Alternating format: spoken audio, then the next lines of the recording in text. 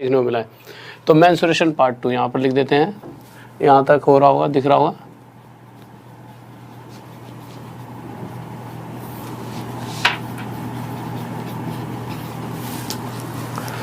तो आ जाते हैं क्वेश्चंस पे। तो देखिए, आपने एक ऐसा क्वेश्चन, अगर कोई पहले का स्टूडेंट मुझसे जुड़ा हुआ है तो मैंने एक क्वेश्चन कराया था पहले। किस तरह का क्वेश्चन कराया था? ऐसे क्वेश्चंस कराए थे, और जो अगर पहली बार कर रहे हैं तो ध्यान से सुनना, ठीक है। ऐसा एक क्वेश्चन कराता था मैं आपको कि एक स्क्वायर होता था, ये स्क्वायर किसी सर्कल में बंद होता था, ठीक है। पहले सर्कल बना लेते हैं, थोड़ी फिगर ज़्यादा अच्छी बन जाएगी। क्वेश्चन होता था कि एक सर्कल है,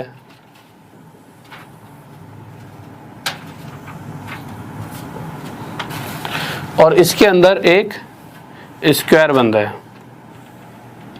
तो कर दिया बंद स्क्वायर, और उसके बाद कह दिया जाता था कि इस स्क्वायर की हर लाइन पर एक सेमी सर्कल बना हुआ है। तो बना दिया भाई 4 सेमी सर्कल।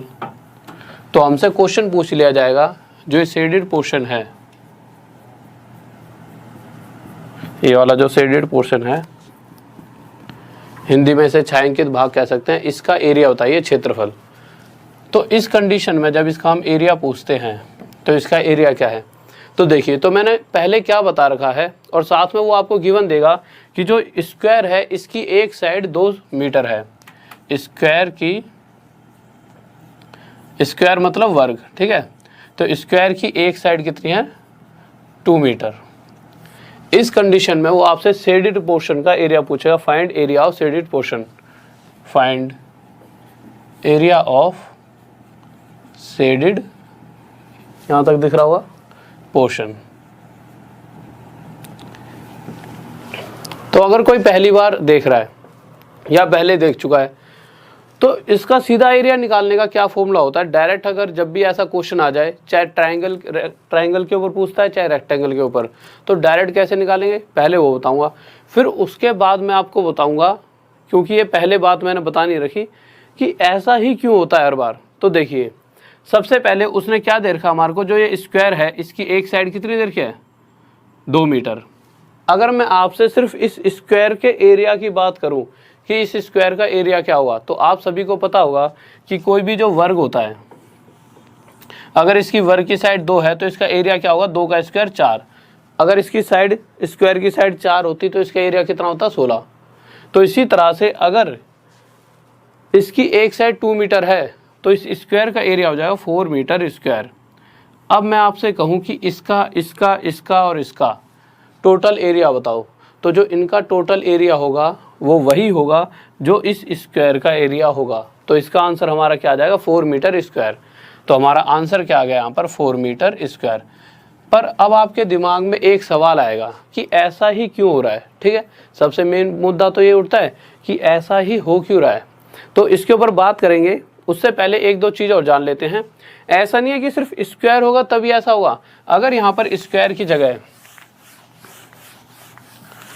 कोई ट्रायंगल दिया गया होता कि भाई कोई ट्रायंगल है और सेमी सर्कल के अंदर बंद है, ठीक है, और ऐसे बना दिए होते 2 सेमी सर्कल, तो इस कंडीशन के अंदर भी इस सेमी सर्कल के अंदर बंद क्या है? ट्रायंगल। तो इस ट्रायंगल का एरिया निकाल लेते और हमें इन शेडेड पोर्शन का एरिया पता लग जाता। अब ऐसा नहीं है कि सिर्फ ट्रायंगल और स्क्वायर, अगर आप रेक्टेंगल की बात करोगे तब भी ऐसा हो जाएगा। बट पहले से प्रूफ कर लेते हैं कि ऐसा होता क्यों है, जिससे कि आपके दिमाग में क्लियर हो जाए कि ऐसा इसलिए हो रहा है, ठीक है। तो इससे कभी आप गलती नहीं करोगे।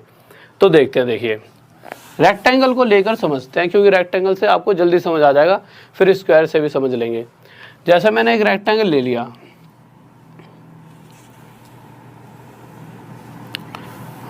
या फिर पहले एक सर्कल बना लेते हैं, फिगर थोड़ी आसान और सही रहेगी।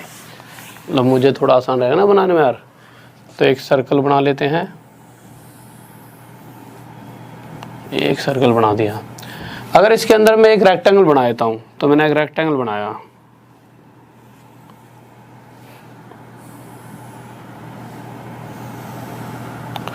ये रहा रेक्टेंगल। अब जैसा कि पहले किया था, ये थोड़ा साफ नहीं दिख रहा, मैंने क्या करा, रेक्टेंगल के हर एक साइड पर सेमी सर्कल बनाया। तो यहाँ पे एक सेमी सर्कल, यहाँ पे एक सेमी सर्कल, यहाँ पे एक सेमी सर्कल और इस पर भी एक सेमी सर्कल बना दिया। अब उसके बाद हम कर क्या रहे थे, हम इसका एरिया निकाल रहे थे शेडेड पोर्शन का, ठीक है, इस वाले का हमें इसका एरिया चाहिए होता था छायांकित भाग का। और हमें दिया क्या होता था, अगर स्क्वायर वाली कंडीशन में स्क्वायर की एक साइड दे रखी थी, अगर रेक्टेंगल की बात करेगा तो दे देगा कि रेक्टेंगल की लेंथ दे देगा, जैसे लेंथ दे दी उसने, गिवन हमें रेक्टेंगल की लेंथ 8 सेंटीमीटर और चौड़ाई दे रखी है उसकी ब्रेथ 6 सेंटीमीटर, ठीक है। अगर देखा जाए कि इसकी लंबाई जो है 8 सेंटीमीटर है और चौड़ाई 6 सेंटीमीटर, अगर इस कंडीशन में मैं इसका एरिया निकालना चाहूँ छायांकित भाग शेडेड पोर्शन का, तो मैंने आपको क्या बताया था, कुछ नहीं करना, जो इस रेक्टेंगल का एरिया होगा वही इनका एरिया होगा। तो देखा जाए तो 8 6 जा 48, तो 48 सेंटीमीटर स्क्वायर हमारा आंसर आ जाएगा। पर यही क्यों हो रहा है हर बार, तो ऐसा इसलिए होता है, ध्यान से देखेंगे, ठीक है, जल्दी से। और अगर किसी बच्चों ये चीज़ समझना है तो बता देना, ऐसा इसलिए होता है। देखिए आप एक चीज़ बताइए, अगर मैं इस रेक्टेंगल की बात करता हूँ तो यहाँ पर एक रेक्टेंगल ले लेते हैं, जैसे एक हमने छोटा सा रेक्टेंगल ले लिया, इसकी साइड 6 है, ये 8 है, और अगर मैं एक ऐसे करके डायगोनल बना देता हूँ, तो आप एक चीज़ बताइए यार, ये वाला एंगल कितने का होता है रेक्टेंगल का, 90 डिग्री का। और अगर 90 डिग्री है तो एक राइट एंगल ट्रायंगल है, और अगर ये राइट एंगल ट्रायंगल है तो इसके अंदर क्या लगेगा, इसके अंदर ट्रिपलेट। तो ये 6 है, ये 8 है, तो ये इस कंडीशन में कितने होने वाली है, 10। तो यहाँ से मुझे पता लग गया है कि जो इसका डायगोनल होगा वो क्या हो जाएगा, 10। अब आप मुझे एक छोटी सी बात बताएं, अगर मैं इस सर्कल की बात करता हूँ, ठीक है, पहले एक बार इन चीज़ों को मिटा देता हूँ यहाँ से। अगर मैं इन्हें यहाँ से हटा देता हूँ ऐसे करके,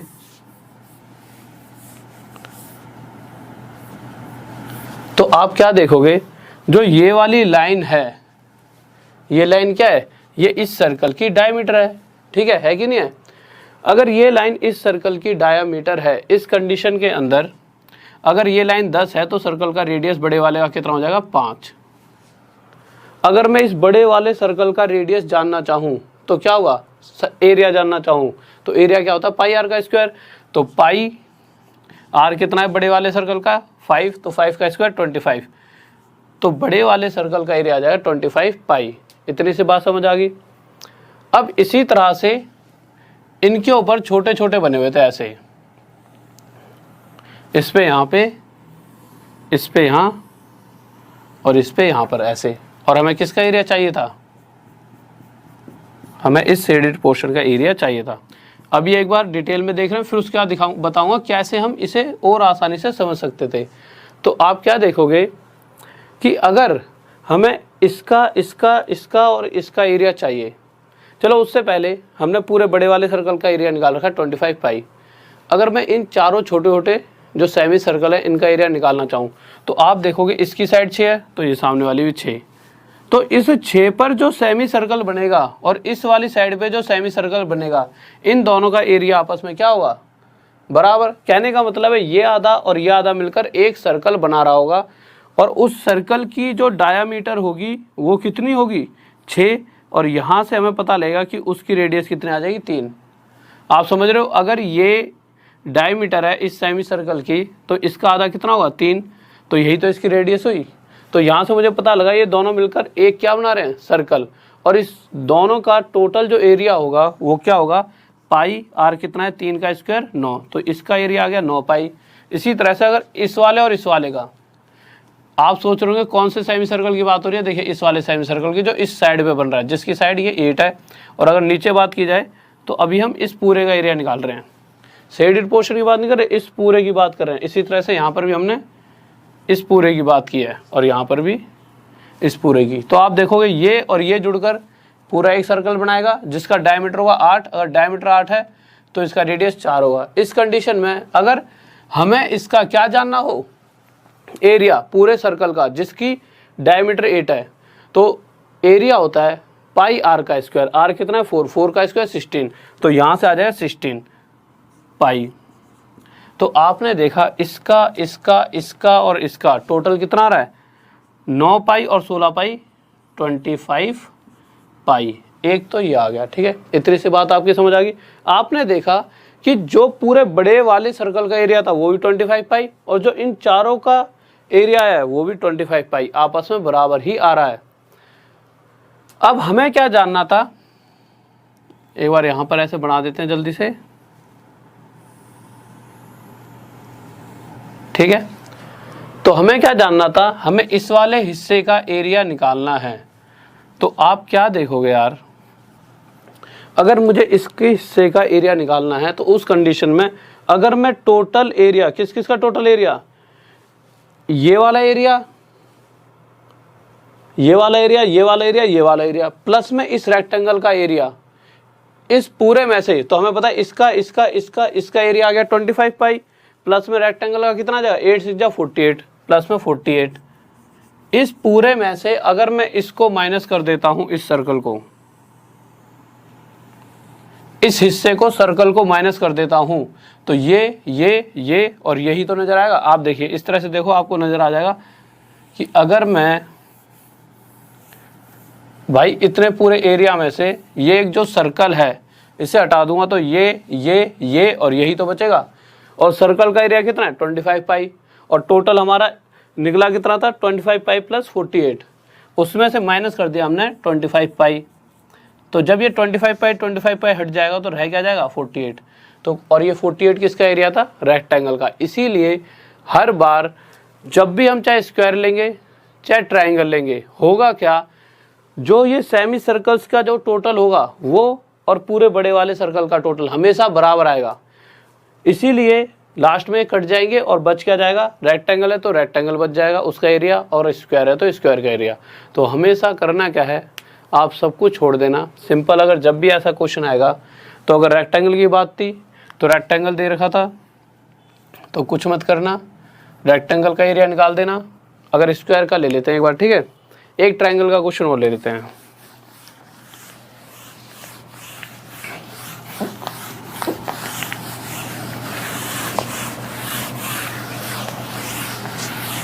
अब जल्दी से आंसर देना आप सभी को, ठीक है, आप सबको समझ आ गया होगा। अच्छा एक क्वेश्चन और ले लेते हैं रेक्टेंगल का, जिससे आपको समझ आ जाएगा। अगर मैं कह देता कि कोई सर्कल है, इसके अंदर एक रेक्टेंगल बंद है, इस तरीके से थोड़ा टेढ़ा मेढ़ा हो गया, कोई दिक्कत नहीं है। ये रेक्टेंगल बन है, इसकी एक साइड 3 है, इसकी साइड एक 4 है, ठीक है, और इसकी हर एक साइड पे सेमी सर्कल बने हुए हैं। और मैं कहता इसका एरिया होता है शेडेड पोर्शन का। तो उस कंडीशन में आप कहते सीधा सीधा अगर शेडेड पोर्शन का एरिया चाहिए तो शेडेड पोर्शन का एरिया होगा इसी रेक्टेंगल का जो एरिया होगा वो। क्यों, इन द एंड ये पूरा सर्कल का एरिया इन सेमी सर्कल के एरिया के बराबर होगा। तो पूरे सर्कल का एरिया और सेमी सर्कल का एरिया आपस में कट जाएगा और रह जाएगा रेक्टेंगल का एरिया, ठीक है। तो 3 4 जा 12, अगर सेंटीमीटर में तो सेंटीमीटर स्क्वायर हो जाएगा और मीटर में होगा तो मीटर का स्क्वायर हो जाएगा। एक ट्रायंगल का क्वेश्चन और देख लेते हैं जल्दी से बताएं, किसी को कोई डाउट तो नहीं है, समझ आ रहा है, ठीक है। तो नेक्स्ट क्वेश्चन देखते हैं जल्दी से। अगर क्वेश्चन इस तरह से दे दिया जाए जैसे कि ये कोई सेमी सर्कल है, इसके अंदर एक ट्रायंगल बना दिया गया और इसकी एक साइड दे दी उसने 4 और एक साइड दे दी उसने 25। किसकी, इस ट्रायंगल की।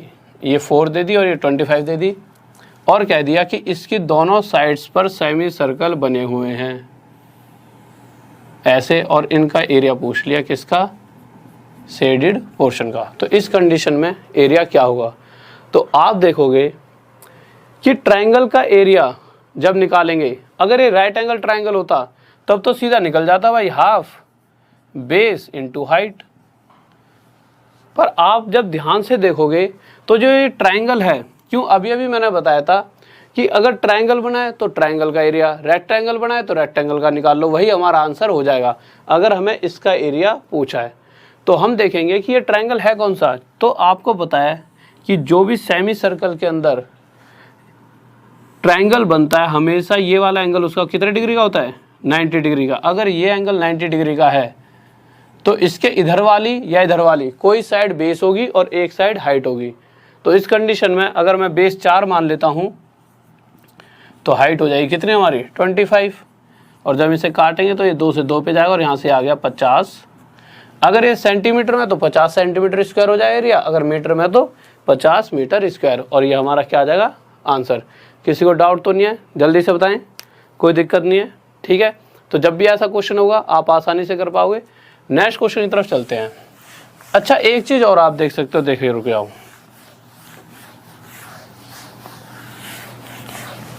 एक चीज़ हमेशा ध्यान रखना, बहुत प्यारी सी बता रहा हूँ। अगर मैं कहूँ कि ये एक सर्कल है, ये एक सर्कल है और ये भी क्या है एक सर्कल, इसकी रेडियस 3 है, इसकी रेडियस 4 है, और इसका एरिया और इसका एरिया, इन दोनों के टोटल एरिया के बराबर इसका एरिया है। ये बड़ा है कोई सर्कल, ये इन दोनों के टोटल एरिया के बराबर अगर इसका एरिया है, और अगर मैं इसकी सीधी आपसे रेडियस पूछूं तो आप क्या कहोगे, इसकी रेडियस कितनी होगी, अगर इसकी 3 है इसकी 4 है तो इसकी क्या होगी 5। कहने का मतलब है इन तीनों के बीच में क्या मिलेगा ट्रिपलेट, जैसा कि हमने स्क्वायर वाली कंडीशन में करा था। अगर ये 8 होती, ये 15 होती, तो इस कंडीशन में ये कितनी हो जाती 17 हो जाती। इसी तरह से आप देख सकते हो, जब मैंने जो क्वेश्चन कराया अभी आपको, उस क्वेश्चन के अंदर हमने क्या देखा था कि जैसे कोई स्क्वायर था या रेक्टेंगल था, जैसे हमने रेक्टेंगल लिया था, रेक्टेंगल के ऊपर ऐसे एक सर्कल दे रखा था, तो हम क्या देखेंगे कि अगर बात की जाए किसकी, इस साइड की, तो इस साइड को जैसे मैंने कह दिया था ये 6 थी हमारी, ये 8 थी, तो इस कंडीशन में ये कितना था, ये 4 हो जाएगा। सॉरी इसको बाद में देखना, अरे ये 6 था ये 8 था, तो इस कंडीशन में ये कितना हो जाएगा, ये 10। अगर बड़े वाले सर्कल की डायमीटर 10 है तो इसकी रेडियस हो कितनी हो जाएगी, रेडियस हो जाएगी 5। अब आप मुझे एक चीज़ बताओ, अगर यहाँ पर एक सेमी सर्कल और बना दिया जाए, अगर ये 6 है तो ये भी 6 होगी, और यहाँ पर भी एक सेमी सर्कल और बना दिया जाए तो ये भी 6, तो आप देखोगे इन छोटे छोटे सेमी सर्कल की रेडियस कितनी हो जाएगी 3 और 3। या फिर आप कह सकते हो कि ये और ये मिलकर एक सर्कल बनाएगा और इस सर्कल की रेडियस कितनी हो जाएगी 3। और इसी तरह से अगर इस साइड पर मैं एक सर्कल बना दूं और इस साइड पे एक सर्कल बना दूं, तो इस वाले और इस वाले, इन दोनों को मिलाकर एक सर्कल बनेगा, और अगर इनकी डायमीटर 8 है तो इनकी रेडियस कितनी होगी 4। तो आप देखोगे इसकी रेडियस 3, इसकी 4, और इस बड़े वाले सर्कल की रेडियस कितनी है, तो इस बड़े वाले सर्कल की रेडियस हमने अभी अभी देखा है, अगर ये पूरी 10 थी तो बड़े वाले सर्कल की रेडियस कितनी आ गई है 5। तो आप साफ साफ देख सकते हो, अभी अभी मैंने बताया था, अगर इन तीनों की रेडियस में ट्रिपलेट बन रहा है तो ये कब बन सकता है, जब इसका एरिया और इसका एरिया का टोटल इसके एरिया के बराबर होगा। तो इसीलिए इसका इसका इसका और इसका एरिया का टोटल इस बड़े वाले सर्कल के बराबर होता है, और हर बार ये दोनों हट जाएंगे और यहाँ पर सिर्फ एक रेक्टेंगल ही बचेगा, ये सब आपस में लास्ट में कट जाए। आप इसे ऐसे ही सोच सकते हो। अब अगले क्वेश्चन पर आते हैं, तो पहला क्वेश्चन लगा दीजिए सर।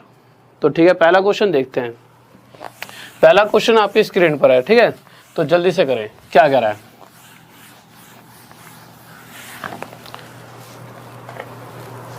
तो देखिए क्वेश्चन क्या कह रहा है, क्वेश्चन कह रहा है हमारा कि एक ठीक है, तो क्वेश्चन कह रहा है एक सर्कल है, क्वेश्चन के अंदर एक सर्कल दे रखा है और कह रहा है कि एक रोम्बस है जो सर्कल में बनेगा, उसके 3 वर्टेक्स जो है, जो 3 कोने हैं वो सर्कल को छू रहे हैं, और एक कोना कहाँ छू रहा है, सेंटर ऑफ सर्कल। तो ठीक है भाई, हमने बना दिया। तो अगर इसके 3 कोने 1 2 और 3, थोड़ी सी फिगर गलत हो गई, ऐसे इस तरफ ले लेते हैं, थोड़ी सी अच्छी लगेगी देखने में, ऐसे, ये ऐसे एक रोम्बस बना हुआ है। अच्छा, रोम्बस के बारे में तो यार कल परसों भी हमने पढ़ा था, क्लास ली थी कि रोम्बस क्या होता है, रोम्बस की चारों साइड्स आपस में बराबर होती हैं। और इस क्वेश्चन के अंदर आपको दे रखा है कि इसकी जो रेडियस है, किसकी, इस वृत्त की, वो रेडियस कितनी दे रखी है आपको 7 सेंटीमीटर रेडियस दे रखी है। हाँ, रेडियस दे रखी है आपको कितनी 7 सेंटीमीटर। तो आप बताओ रेडियस क्या होती है, सेंटर से कोई भी लाइन निकल के अगर सर्कल को टच कर रही है वही रेडियस होती है। अगर रेडियस 7 सेंटीमीटर है तो इस कंडीशन में ये भी 7 सेंटीमीटर होगा, और अगर मैं यहाँ से इसे यूँ छू दूँ तो ये भी तो 7 सेंटीमीटर होगा, ये भी तो रेडियस बन रही है। और आपको ये बात भी पता है कि रोम्बस की चारों साइड्स बराबर भी होती हैं, तो इस तरह से ये 7 तो ये भी 7 और हमारी ये वाली भी 7 आ जाएगी। अब आप देखो यार, अगर मैं इस पूरे की बात ना करके बस इतने से हिस्से की बात करूं तो इसकी ये साइड भी 7 है, ये भी 7, ये भी 7। तो हमें पता है कोई भी ऐसा ट्रायंगल जिसकी तीनों साइड्स आपस में बराबर हो वो क्या होता है, इक्विलेटरल ट्रायंगल, समबाहु त्रिभुज। और उसका क्षेत्रफल अगर एरिया निकालना हो तो उसका एरिया होता है √3/4 a का स्क्वायर। साफ साफ दिख रहा है। अब आप देखोगे अगर इस ट्रायंगल की बात की जाए तो ये जो छोटा सा ट्रायंगल है ये क्या है, इक्विलेटरल ट्रायंगल, समबाहु त्रिभुज, और इधर वाला ट्रायंगल भी क्या है, समबाहु त्रिभुज है। अगर इस पूरे का एरिया का मतलब क्या है, ये छोटे छोटे दो ट्रायंगल हैं, इन दोनों का टोटल जो होगा वही इस पूरे के बराबर होगा। तो मैं क्या करूँगा, इन दोनों का निकालूंगा अलग अलग, या फिर क्या करूँगा, इस एक का जितना होगा उतना इसका होगा, तो इसका क्या लिख दूंगा, 2 × √3/4 a का स्क्वायर। अब आगे बस a की वैल्यू, a कितने हैं 7a, मतलब जो साइड है इक्विलेटरल ट्रायंगल की, तो बस 2 से 2 कट जाएगा, तो √3/2 a कितना है 7 मतलब 49। तो ये आ जाएगा हमारा 49 √3/2 और ये हमारा आंसर आ जाएगा। ठीक है, नेक्स्ट क्वेश्चन की तरफ चलते हैं, इसमें तो कोई डाउट नहीं होना चाहिए, आगे आइए। तो अगला क्वेश्चन देखते हैं क्या कह रहा है।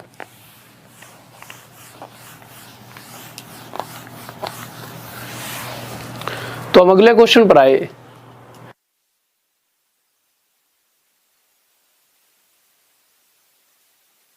तो नेक्स्ट क्वेश्चन देखिए, नेक्स्ट क्वेश्चन क्या कह रहा है हमारा, हम अगले क्वेश्चन को देखते हैं। अगला क्वेश्चन कह रहा है कि 3 सर्कल दे रखे हैं, ठीक है, 3 पाइप हैं, हमने 3 पाइप बना लिए,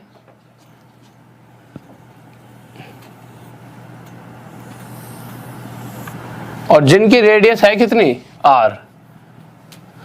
तीनों पाइपों की रेडियस एक ही है, इसकी भी आ रहा है, इसकी भी आ रहा है, इसकी भी आ रहा है, और एक टाइट सा रबर बैंड है जिससे इन्हें ऐसे करके बांध दिया गया है। तो क्वेश्चन पूछना चाहता है इस रबर बैंड की लंबाई कितनी होगी।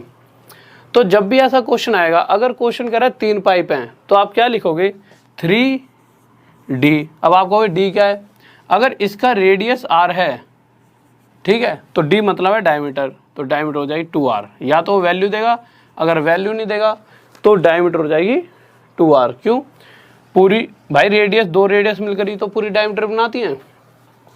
तो अगर 3 पाइप हैं तो फॉर्मूला लगा देना 3d + 2πr।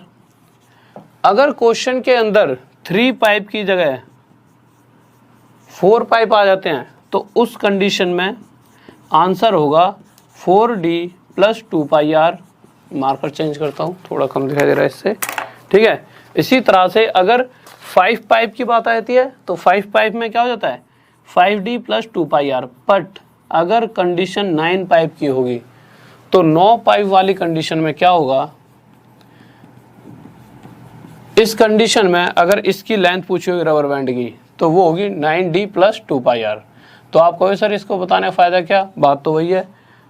बात इसलिए अलग है, जैसे ही 10 पाइप वाली कंडीशन आएगी तब भी यही फॉर्मूला लगेगा 9d + 2πr। वैसे 10 पाइप वाली कंडीशन उसने आज तक इतनी कहीं पूछी नहीं है, 3 पाइप 4 पाइप तक ही वो रह जाता है।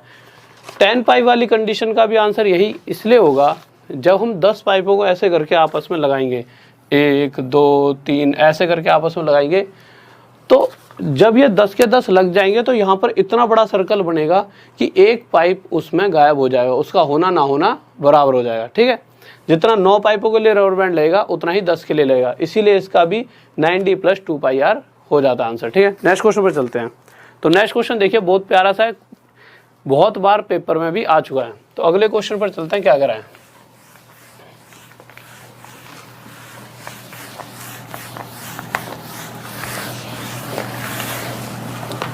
तो नेक्स्ट क्वेश्चन हमारा क्वेश्चन कह रहा है कि एक सेमी सर्कल है, ठीक है भाई, हमने सेमी सर्कल बना दिया। और इस सेमी सर्कल के अंदर एरिया बताना है, जो सबसे बड़ा त्रिभुज जो बन सकता है, इसमें सबसे बड़ा ट्रायंगल बन सकता है, उस ट्रायंगल का एरिया बताना है। और रेडियस दे रखी है इसकी कितनी, रेडियस दे रखी है r।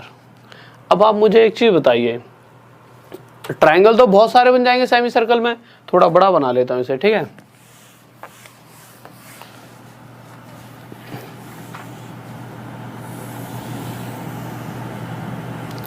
अगर मैं इसमें ट्रायंगल बनाना चाहूं तो ट्रायंगल तो बहुत सारे बन जाएंगे। ये भी ट्रायंगल बनेगा ऐसे करके, अगर मैं ट्रायंगल बनाना चाहूं तो यहां भी ट्रायंगल बनेगा, अगर ट्रायंगल बनाना चाहूं तो यहां भी ट्रायंगल बनेगा, ट्रायंगल बनाना चाहूँ तो यहाँ ही बनेगा। ट्रायंगल की कमी थोड़ी है, पर सबसे बड़ा ट्रायंगल चाहिए हमें। अब हमें कैसे पता लगेगा भाई सबसे बड़ा ट्रायंगल क्या है? तो आप देखिए, अगर देखा जाए तो जितने भी ट्रायंगल बनेंगे उन सभी का बेस क्या है, एक ही है।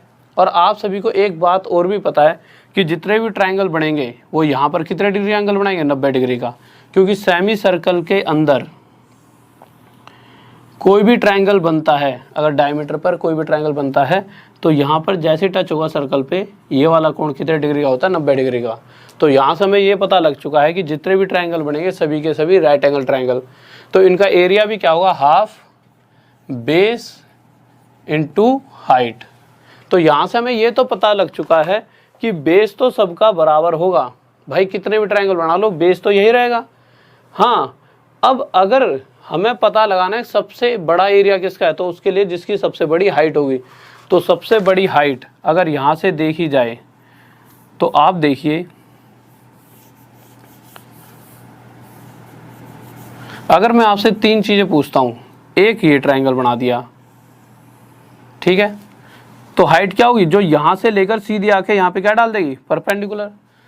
क्या ये हाइट ज़्यादा बड़ी है, या फिर मैंने यहाँ से बढ़ा दिया, ये हाइट ज़्यादा बड़ी है, या फिर एक ऐसा ट्रायंगल बनाया जो सीधा सीधा परपेंडिकुलर किस पे बना रहा है, रेडियस पर, या ये वाली है। तो आप सभी को पता है कि अगर हम यहाँ पर देखते हैं तो ये जो सेंटर से छूती हुई लाइन सर्कल को टच करिए, यही लाइन सबसे बड़ी होती है जो रेडियस होती है, ठीक है। तो यही लाइन सबसे बड़ी है। अगर यही सबसे बड़ी है तो अगर यही ऊंचाई ले ली जाए, किसी ट्रायंगल की हाइट ले ली जाए, तो उस कंडीशन में सबसे बड़ा एरिया हम निकाल सकते हैं। तो जो हम ट्रायंगल बनाएंगे जिसका सबसे बड़ा एरिया होगा, उसके लिए जो ट्रायंगल होगा उसकी जो हाइट होगी वह रेडियस लेनी पड़ेगी, तभी हम सबसे बड़े वाला एरिया निकाल पाएंगे सेमी सर्कल में। तो हमने क्या करा, एक यहाँ से लेके लाइन खींची जो रेडियस को मतलब सेंटर को छू रही है, और यही क्या है हमारी रेडियस, और यही सबसे बड़ी हमारी हाइट हो सकती है, तभी हमारा सबसे अधिकतम क्षेत्रफल वाला त्रिभुज मिल सकता है हमें। तो ये क्या आ गया हमारा, अगर रेडियस क्वेश्चन के अंदर ये r दे रखी है तो ये भी r और ये भी r। इस कंडीशन में बेस कितना हो गया, r और r 2r, तो हाफ बेस हो गया 2r इंटू हाइट कितना हो गया, हाइट यहाँ से लेकर यहाँ तक r, ठीक है। तो 2 से 2 कट गया और आंसर क्या आ गया हमारा, r का स्क्वायर, ठीक है। किसी को कोई दिक्कत तो नहीं है, बहुत जल्दी से बताइए। ओके, तो अभी नेक्स्ट क्लास भी स्टार्ट होने वाली है, ठीक है, क्योंकि अभी क्वेश्चन कराने एक्सपेक्टेड क्वेश्चंस सीजीएल के लिए, तो इसलिए इस क्लास को अभी यहीं पर ख़त्म करता हूँ। जैसे 5 से 7 दिन बाद इनकी मतलब ये चीज़ें ख़त्म होंगी तो फिर आपके लिए पूरा टाइम इस क्लास का बढ़ा दिया जाएगा, ठीक है। तो ये